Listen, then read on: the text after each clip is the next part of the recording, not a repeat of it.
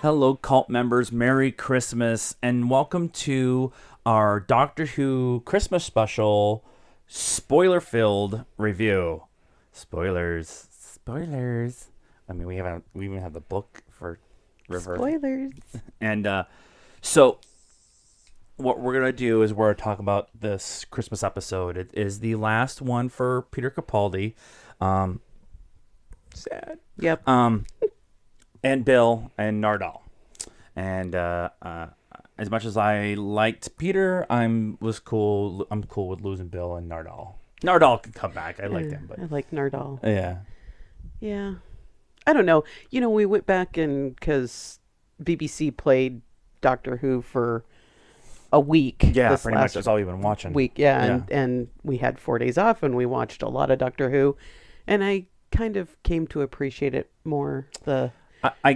Clara was the one that I came back and realized how much I really liked her, and how much I appreciated what she did. Yeah, I realized that How good of an actress she is too. yeah, Yeah. and that Peter Capaldi is the witty Doctor. Like, Yeah. there's a lot of stuff that we were kind of like, this episode was okay or whatever, and then going back and actually paying more attention to what they're saying instead of what's going on, and you were like, oh, that was Makes funny. sense. Yeah, there's a couple different times too during that, especially the last season and a half where they actually knew what was coming, and you could tell that they were setting things up. And who gave you my phone number? And it was some lady, and like there's a bunch of different things that they did and stuff. But for this episode, which was called Twice Upon a Time, we get the episode starting with the original Hartnell Doctor, being played by David Bradley. However, they started the episode with the episode where Hartnell regenerates. It's the actual real episode. Right. And then they morphed it into color.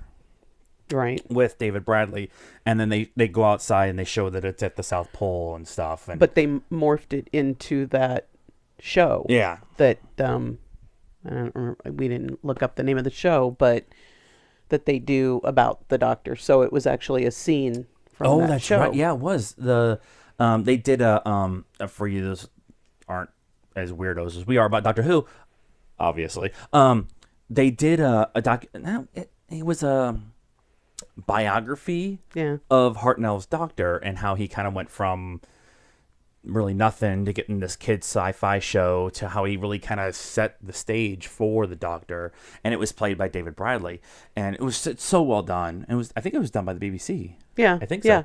Yeah. And when you see that, and then you come back and you see how they did this, you're like, this was always going to be happening. They were always going to bring this the first Doctor back. Yeah. But the episode starts with that really nice transition from the original regeneration to current regeneration. Yeah. And kind of moving forward, and then that's how we get all the stuff that we saw at the end of the last season with the first Doctor saying, "I am the Doctor, and you are a Doctor," and that kind of thing. Right. And then, but overall, how'd you feel about this episode? I liked it. I liked it better than the superhero Christmas special. That one's still Tales of Dr. Mysterio or something like yeah, that? Yeah, something like that. Yeah. I mean, that one was okay, but Yeah. I like this one better. I don't know that anything's ever gonna match up to the Husbands of River Song, but That was also on today, by the way. it was. Because what we needed is a good cry. Right. Before we had a good cry, right? But yeah, I thought it was really well done. It was great. Mark Gatiss got to be in it to kind of do his little send off, and there was a lot of callbacks to all the other Doctors, and you got to see Bill and Nardal and Clara and It's spoilers, by the way. Clara does make a brief, 30-second appearance. Yeah. And actually, it's a nice. It was fan service, but it was also kind of fan service for the people who did the show, and Moffat and Capaldi specifically. Yeah, I don't even know if I'd say it was fan service. It was more like Peter Capaldi service. It was. It was.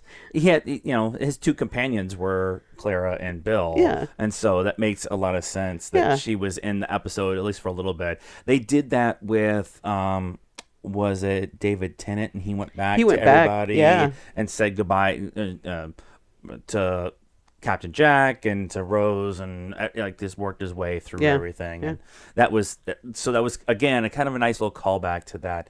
I really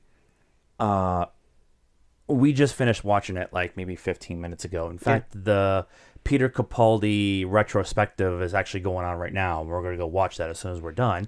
But from my initial thoughts, this is probably one of the better episodes they did in this run with Capaldi.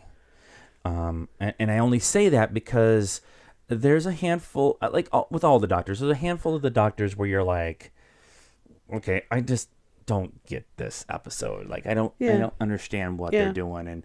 And they used the truce during World War One as kind of the backdrop to their mission on this. The Christmas Eve truce that actually happened. That actually happened. And they went back to Rusty, the Dalek who hates all the other Daleks. That was a nice little throwback too. And the bad guy wasn't actually a bad guy. Right. Which is actually, and they actually made a point of saying sometimes the bad guys really aren't bad guys. Yeah. And that was kind of a nice little thing. I really liked how they handled just kind of the way that the 12th Doctor has to come to grips with letting it go and letting somebody else take it. That was kind of how I felt this whole thing was. And he couldn't really do that until he went and met with the first Doctor, and the first Doctor was very much the same way. He didn't want to let it go. He didn't want to go, but Hartnell had to leave, and so they had to do something. And so it was kind of a nice little kind of parallel wink and a nod kind of to everything. Yeah, well, and I mean, every one of them, when they regenerate, they say, I don't want to go. I don't want to go, or I'll remember the time when I was a doctor. I was me or whatever, But I don't know, this one's kind of a little different because he spent whatever billion years in that in his little box thing in his prison confession dial, and then just you can it's the 12th, well this would be the 13th time the 12th time he's changed, right? So because this is the 13th Doctor, so this would be the 12th time. Well, technically, if you're going to count the War Doctor, Capaldi is the 13th Doctor. Yeah, but they don't call it that. But, right, exactly. So, you have to think that he's been alive for all this time and like you said, watched people, everybody is dead, is gone, and, he's just tired. He doesn't want to keep doing it. So he kind of felt his struggle. There's a point where he's talking to Bill and Nardal, and it's kind of Bill and it's kind of Nardal. It's actually their memories is pretty much how the whole episode works. And he's in no man's land in World War One right after the armistice, and he's like, my whole life is a war zone. It's barren. There's nothing to it. And I don't see any reason to continue on. Because everybody's dead. Because everybody's moved on. And but then Bill and Nardal and Clara all convince him that you always have those memories no matter what. And so that one was like, oh, okay, cool. Like that was his, although I felt that was maybe a little fast for him to kind of jump to or whatever, but it was still okay. I mean, that's I really felt that they probably could have done a 2-hour episode here and it would have been way okay. But is there anything really that you have any complaints about other than maybe that one, like jump to conclusion kind of thing? I wanted more of Jodie Whittaker. Okay, so that's where I was going to go. So all of last season, and they especially kind of it was obvious at the time that we were like, oh, I think they're going to do a female doctor, but we weren't really sure. And going back and rewatching it, it was obvious they were going with a female doctor. They set it up with Missy as a female master, right? But the end of the episode, Peter gives. There's two great speeches at the end, and one I think is from Moffat, and one is from Capaldi. Yeah, and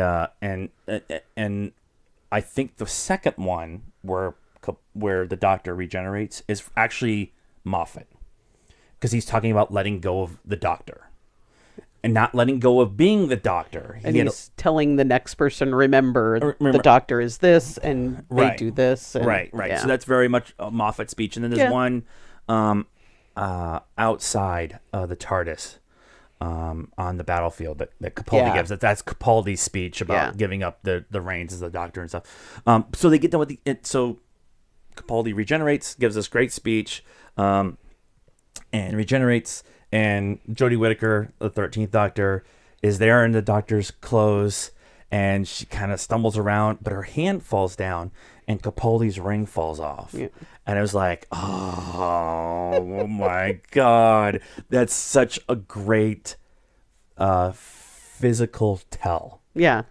And then they haven't really showed her eye, but they hadn't really shown her face until she pulls that little screen around, and she looks at herself. She's like, brilliant. And then the TARDIS freaking just goes crazy and it starts to blow up and stuff. And then at the end of the episode, the door opens and she falls the fuck off, and the TARDIS like takes off. Now we have to wait till April. We know she's gonna live, right? But, right. I mean, come on. I mean, that's we get and now every regeneration has been like this. We've gotten the new Doctor for all of like 30 seconds in the last, but fucking buck a trend, god damn it. Just give us more. Right. Yeah. I just loved her expression and because she was like, like what? This is cool. Oh, this is cool. Yeah. We talked about it on one of our weekly episodes when we talked about the Doctor Who stuff that was coming up. One of the things I wanted to see was her regenerate, being Capaldi's clothes and the boots and the big jacket, and have it be like all way too big, because Capaldi's kind of a he's a taller British guy. That sounds really weird, but and Jodie's really kind of tiny. But I wanted like something to happen where she goes off into the wardrobe and starts flinging different pieces of clothes off, and it's like there's a bow tie and a fez and Peter's coat and suspenders, and like things go flying out, and then she walks out. Yeah, and then she walks out, and like a piece of celery goes flying by or something. But I wanted that to and we still might get that in the first episode. But like we talked about how a big of a deal that the costume for the Doctor is. Yeah. And I was hoping they would do that in this episode and not make us wait. Well, she's got to get the TARDIS back first, because it like disappeared and she's falling. We do know that there is a Union Jack parachute in the coat for the 12th Doctor. That's true. So that's true. Let's see how much I actually remember. Yeah. Overall, though, we could go on for another hour about how good this episode is. And we don't want to do that. We actually want to go back and watch it again. But I'm super excited. It was worth the wait. Yep. Yep. I'm definitely not let down. I'm not let down like we have been for a few of the Christmas specials. But this is a big event run, right? Big event. We're losing Moffat. We're losing Capaldi. We're losing all the companions. It's a whole blank slate going forward, so we could go anywhere. It's it's Doctor Who, it's wibbly wobbly, timey wimey and stuff. So it could it's got to go anywhere as it is. But yep. Any last words on what we thought so far? Nope. On this, ready for the new season. I said April in our Stardust, but I don't know for sure. I'm just gonna go with April, and sure, April works. Somebody tells me differently. So what did you guys think of this episode of Doctor Who Christmas special, Twice Upon a Time, the end of Capaldi and Moffat? Let us know. Capaldi was awesome. Come on, people. So what did you guys think of this episode? And what did you think of Capaldi's run and Moffat's run? I will say we need to make some shirts that says fucking Moffat on them because there was between who and Sherlock, right? Because he just all the time he do something, and like 17 episodes later, we're like, fucking Moffat, you just told us like. Anyways, so back to what I was saying. So tell us about how you felt about Capaldi and how you felt about Moffat's run, and maybe even how you felt about this episode and how the transition worked and everything. Leave us a comment, like this video, and also please subscribe to this channel. We'll do a lot more Doctor Who stuff when it comes up, and we talk movies and cons and comics all the time. So please subscribe to the channel. We update several times a week, so we're on it. We're on it. You can also get a hold of us on Facebook at the Pop Culture Cult, or Pop Culture Cult 1 on Instagram, and we're at Pop_Cult1 on Twitter. We're also in the Stardust app. Download it for free. Do reactions to everything that you're watching. We did a bunch today and yesterday over the holidays. So go and download it. Follow us first. And until next time. Ooh, ooh, ooh, ooh, ooh.